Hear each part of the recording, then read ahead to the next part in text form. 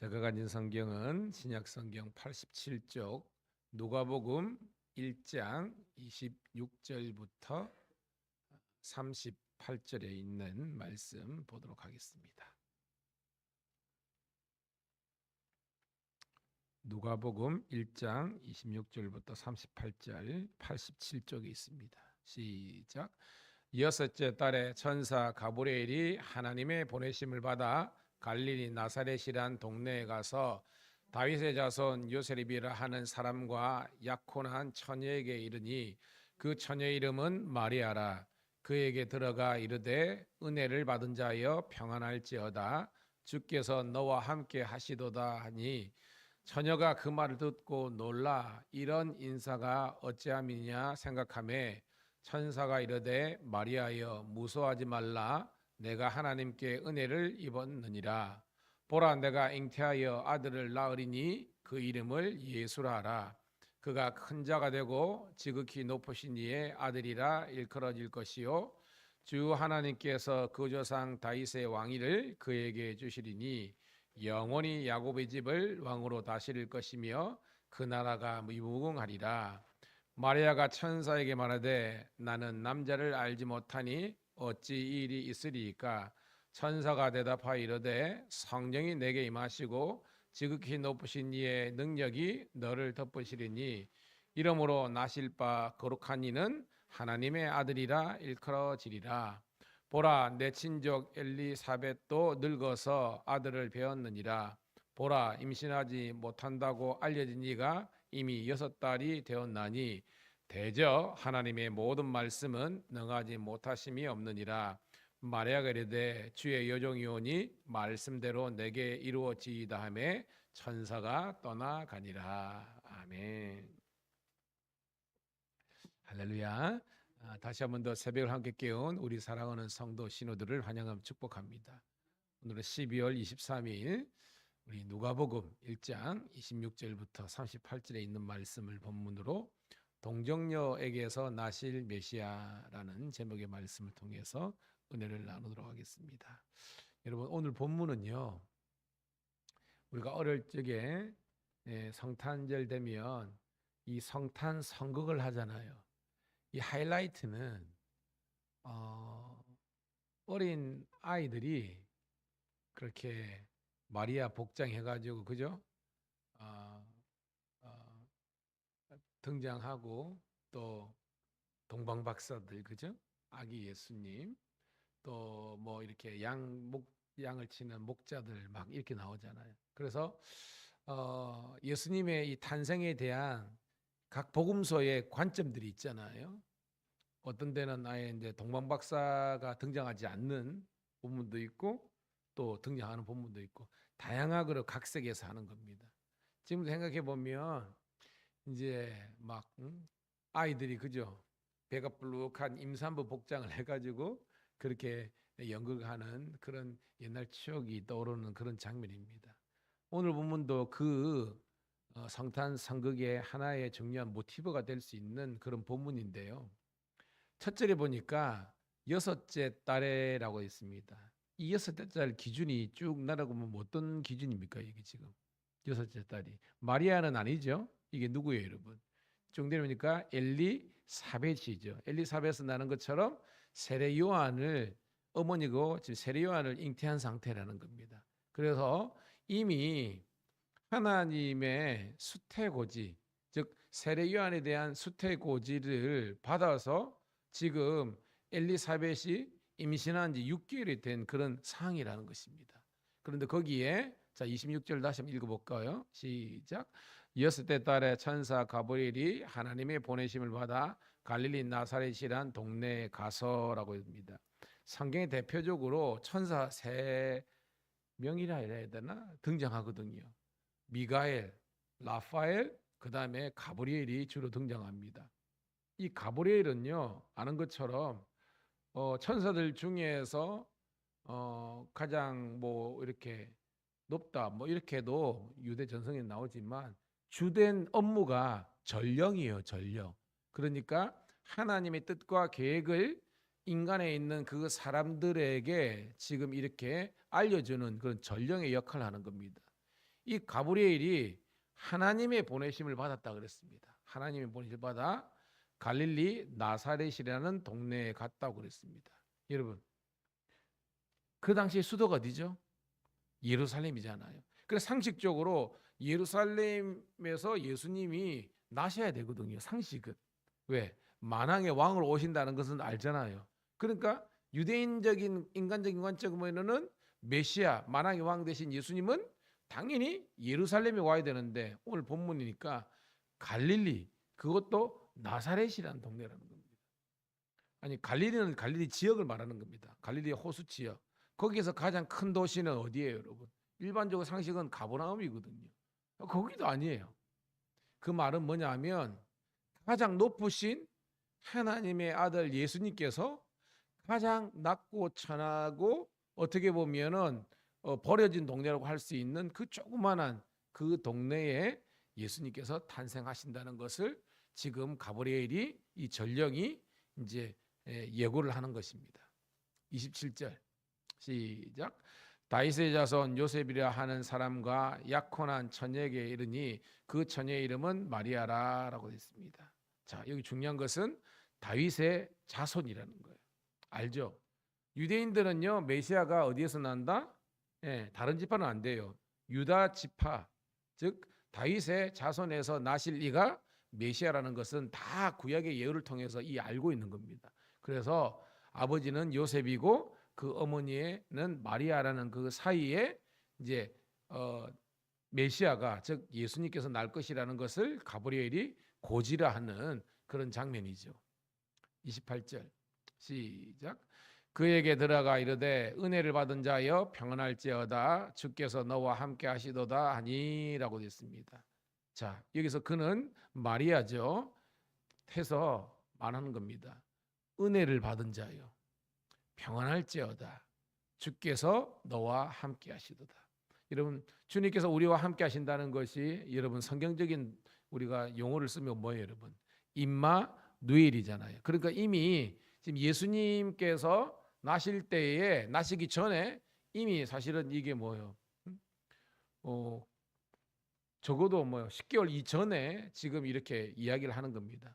임마누엘 대신 예수님께서 너 몸에서 나게 될 것이다라는 구약의 예언을 다시 한 번 더 이렇게 강조하는 그런 내용이죠.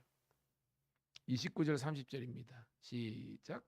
처녀가 그 말을 듣고 놀라 이런 인사가 어찌함이냐 생각하매 천사가 이르되 마리아여 무서워하지 말라 내가 하나님께 은혜를 입었느니라. 아멘. 당연히 그죠. 마리아는 처녀잖아요 지금. 근데 아까 설명을 제가 빼먹었는데요. 27절에 약혼이라는 개념을 좀 알아야 되는 거예요. 우리 약혼은 원래 혼인을 약속하다는 개념이지 않습니까? 그런데 우리나라의 개념은 이 약혼했다고 해서 공식적인 이 부부가 된 건 아니잖아요. 우리나라에서는 공식적인 부부가 뭐 해야 되는 거예요, 여러분? 결혼식도 아닙니다. 혼인신고예요. 사실은 요즘은 결혼해가지고 갈라집니다. 법적으로는 혼인신고가 들어가야만 세레모니 어떤 이 결혼식을 못하더라도 법적인 부부예요. 그런데 그 당시에는 그게 아니야. 그 당시는 약혼 자체가 정혼입니다. 결혼의 시작이에요. 그리고 1년을 보내야 돼. 그리고 뭐요? 결혼식을 하는 거예요. 이해가 되십니까? 그러니까 세레모니는 1년이 있지만 법적으로 이거는 뭐냐? 혼인신고를 지금 해버린 거라는 겁니다. 이 약혼이라는 것은. 그러니까 이 사람들은 지금 부부에 합쳐지는 건 아니지만 이미 공식적으로 합법적으로 부부 관계가 시작된 거라는 겁니다. 그걸 알아야 되는 거예요. 그런데 몸은 처녀잖아요. 이 말을 듣고 놀랄 수밖에 없죠. 왜냐하면 아직까지 부부 공식적인 부부는 시작됐지만 부부 관계가 시작된 건 아니잖아요. 그런데 임신을 한다. 어떻게 보면 이제 상식적인 생각으로서는 이 마리아는 이런 일들을 지금 받아들일 수가 없는 상황이라는 것입니다. 당연히 당혹스럽죠. 30절 같이 있습니다. 시작. 천사가 이르되 마리아여 무서워하지 말라 내가 하나님께 은혜를 입었느니라. 아멘. 천사의 한결같은 것은 하나님의 은혜야라는 겁니다. 하나님의 은혜야. 오늘도 여러분 우리가 상식으로 그다음에 우리가 어떤 그 인간적인 방법으로 우리가 인생을 사는 것이 아니라 저와 여러분의 고백은요, 은혜로 산다고 고백할 수 있는 우리가 되기를 축복합니다. 이 모든 일은요, 은혜로 이루어지는 거예요. 우리가 은혜라는 곡 있죠. 우리가 이 땅에 태어나 살아가는 이 모든 것도 은혜고요. 오늘도 마리아가 어떻게 보면 인간적으로 말도 안 되는 상황 속에서 이렇게 임신을 한다는 것도 이거는 사실은 하나님의 은혜 아니고는 해석이 안 된다는 것을 이야기하고 있습니다. 우리도 마찬가지예요. 은혜로 해석해야만 여러분들이 경험하는 모든 것들을 해석할 수 있는 거지. 은혜 없으면 여러분들의 해석이 불가능합니다. 여러분이 일어나는 모든 일들, 저도 마찬가지입니다. 그러 여러분 아침에 기도하는 것은 주여, 제가 정말로 은혜로 모든 나의 상황을 해석하고 또한 모든 것을 은혜로 극복할 수 있도록 하나님 우리와 함께해 주시옵소서. 기도하는 우리가 되기를 소망합니다. 자, 이 가브리엘이 계속해서 이야기하고 있습니다. 31절 시작. 보라, 내가 잉태하여 아들을 낳으리니 그 이름을 예수라 하라. 32절. 그가 큰 자가 되고 지극히 높으신 이의 아들이라 일컬어질 것이요 주 하나님께서 그 조상 다윗의 왕위를 그에게 주시리니. 아멘. 가브리엘이 완전히 어떻게 보면 그 공식적인 그런 선언을 하는 겁니다. 네가 잉태할 것이다. 임신이 될 것이다. 특별히 아들을 낳을 것인데 이름이 예수라. 여러분, 예수님 이름의 뜻이 뭐예요? 마태복음 1장에 나오잖아요. 예수님 이름의 뜻은 그가 자기 백성을 죄로부터 구원할 자라는 겁니다. 즉 예수는요, 구원자라는 뜻이 있습니다. 구원자라는 뜻이. 이게 뭐예요? 확장된 개념이 메시아예요. 여러분. 모든 백성들을 구원할 구원자, 메시아가 될 것이라는 것입니다. 그가 큰 자, 그죠? 위대한 자가 되고 지극히 높으시니 성부의 아들이라 일컬어질 것이고, 하나님께서 조상 다윗의 왕이, 아까 했던 다윗의 왕은 뭐라는 거예요, 여러분? 메시아가 될 것이다 라는 것을 지금 이야기하는 겁니다. 33절 시작. 영원히 야곱의 집을 왕으로 다스릴 것이며 그 나라가 무궁하리라. 아멘. 자, 여기서 영원 무궁이라는 단어가 나오는데요, 굉장히 여러분 여기 형이상학적인 단어죠. 영원, 무궁이. 근데 중요한 것은 야곱의 집을 다스린다. 야곱의 집은 뭐예요, 여러분? 이스라엘을 말하는 거잖아요, 그죠? 그러니까 그는 이스라엘의 통치자가 될 것이다 라는 건데, 이거는 뭐예요? 단지 유대인의 왕으로 나신다, 이 정도가 아니라는 겁니다. 예수님은요, 만왕의 왕, 만유의 주가 되시는 줄로 믿습니다. 그래서 뭐예요? 그는 영원한 왕이 되시고 무궁토록 이 모든 천하 만민을 다스리는 그런 메시아가 될 것이라는 것을 지금 가브리엘이 이 마리아에게 이렇게 선언하는 그런 장면이라는 겁니다. 당연히 마리아는 깜짝 놀라겠죠. 자, 놀라고 당황하는 이 마리아가 등장합니다. 34절 시작. 마리아가 천사에게 말하되 나는 남자를 알지 못하니 어찌 이 일이 있으리까. 아멘. 이런 삼척동자도 안다는 겁니다. 부부가 만나서 정상적인 그런 부부 관계가 없는데 어떻게 내가 잉태를 합니까? 말도 안 됩니다 라는 그런 내용이죠. 이 당시만 해더라도 뭐예요? 마리아는 상식이 발동하는 겁니다. 은혜가 발동한 것이 아니라, 믿음이 발동한 것이 아니라 상식이 발동하는 겁니다. 자, 35절 시작. 천사가 대답하여 이르되 성령이 내게 임하고 지극히 높으신 이의 능력이 너를 덮으시리니 이름으로 나실 바 거룩한 이는 하나님의 아들이라 일컬어지리라. 아멘. 가브리엘이 어떻게 보면 여전히 어떻게 보면 확신하지 못하는 이 마리아를 다고치는 게 아니죠. 어떻게 보면 하나님의 말씀으로 가르치고 세워주는 것입니다. 따라 성령이 내게 임하시고, 이게 성정, 동정녀가 성령으로 잉태됐다는 것 이야기입니다. 우리 사도행전 고백이죠. 그리고 지극히 높으신 이의 능력, 즉 하나님의 능력이 너를 덮어서 네가 아들을 낳을 것인데 그가 거룩한 하나님의 아들, 즉 메시아 예수님이 될 것이다 라고 다시 한 번 더 가르쳐 주는 거예요. 오늘 본문에 보니까 어떻게 보면 같은 내용 계속 나오잖아요. 그만큼 인간 마리아는 이건 일어날 수 없는, 상식적으로, 이성적으로, 합리적으로 불가능한 상황이라는 것을 계속해서 이야기하고 있지만, 가브리엘은요 그것을 초월한 하나님의 능력의 위대함을 이야기하는 거예요. 오늘 여러분 따라합시다. 믿음은 설득 당하는 거다. 여러분, 믿음은 들으면서 나고 들으면 그리스도의 말씀이 되는데, 여러분 처음부터 믿어지는 사람이 어디 있습니까? 근데 여러분 설교를 계속 듣고요, 그 다음에 여러분 오디오 성경이라도 계속 들으면요, 여러분 말씀을 통해서 여러분들이 이 성경의 모든 역사들이 뭐요? 믿어지고 깨달아지는 은혜가 있는 거예요. 여러분 세상에 우리보다 똑똑한 사람 많거든요. 성경 보더라도 안 믿어진대. 이거 거짓말이래. 왜? 그들은 뭐요? 하나님의 은혜와 성령의 조명, 성령이 깨닫게 못하기 때문입니다. 여러분 돌 김영옥 온강타 보세요. 얼마나 똑똑합니까? 영어, 히브리어, 뭐 헬라어, 성경에 있는 거 다 능통합니다. 라틴어도 아는 사람입니다. 근데 뭐요? 안 믿어진대. 근데 여러분 우리는 뭐요? 히브리, 헬라, 라틴어 모르더라도 여러분 한글만 알고 듣더라도 여러분 믿음이 생기잖아요. 이게 은혜라는 것입니다. 은혜 없으면 하나님의 구원이 해석되지 않는 거죠. 36절 시작. 보라, 내 친족 엘리사벳도 늙어서 아들을 배었느니라. 보라, 임신하지 못한다고 알려진 네가 이미 6달이나 되었나니. 아멘. 이게 하나님의 역사 아닙니까? 뭐요? 하나님의 구원의 계획 속에서는 마리아가 어떻게 보면 여전히 불신하는 상황 속에서 가브리엘이 이런 하나님의 말씀을 전하기 전에 이미 하나님은 뭐요? 역사의 주관자가 되셔서, 여러분 이 엘리사벳은 노산입니까? 그죠? 이미 여인으로서 기능이 있는 할머니예요. 그런데도 모르고 임신됐다는 것은 불가능이 가능하게 된 거잖아요. 기적이잖아요. 그러니까 뭐요? 하나님이 이미 기적을 보여주시면서 이 마리아가 그 하나님의 그 말씀과 하나님의 역사를 수용할 수밖에 없는, 수용하는 그런 모든 것들을 다 이 하나님께서 이게 운영하시는 겁니다. 와, 우리 하나님은 역사의 주가 되시는 줄로 믿습니다. 그럽니다. 그러니까 뭐요? 엘리사벳도 임신이 안 되지만 된 걸 네가 보지 않느냐. 그러니까 하나님께서 이런 놀라운 역사와 기적을 일으키실 것이다. 너를 통해서 이야기하는 겁니다. 자, 37, 38절 읽고 말씀을 정리합니다. 시작.